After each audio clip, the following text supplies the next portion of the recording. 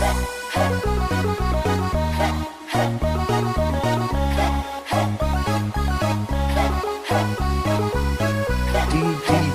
Z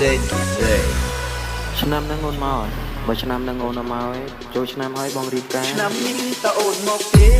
ឆ្នាំនេះតើអូនមកទេខ្ញុំនៅតែចាំភ្លឺមានស្នេហ៍